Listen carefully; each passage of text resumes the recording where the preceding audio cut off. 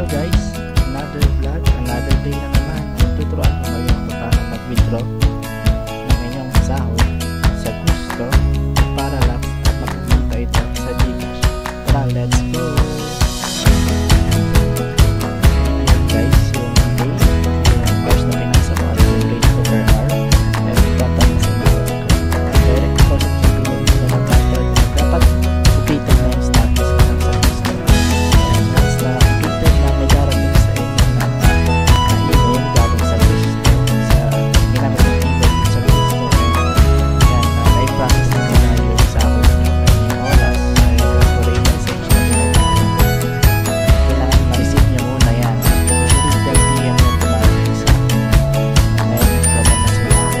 After yan, tanggap, makakareceive kayo ng payment galing sa gusto. Kaya na-active nasa Parallax na.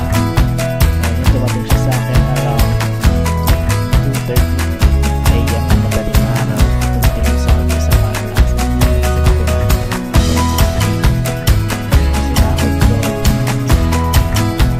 Ayan. Ngayon ang tanong ng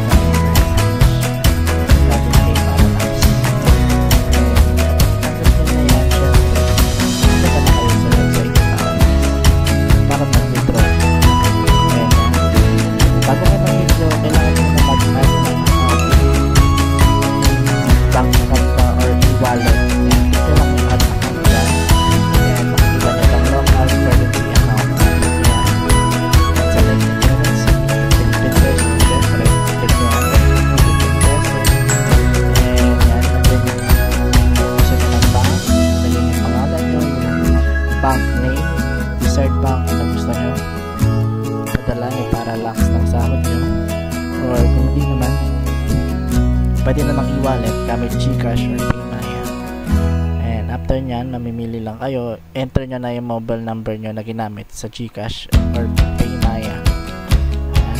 Click nyo lang yan. And wala akong next kasi na-process ko na talaga yung sahod ko. Nauna siya dumating bago pa yung email sa akin.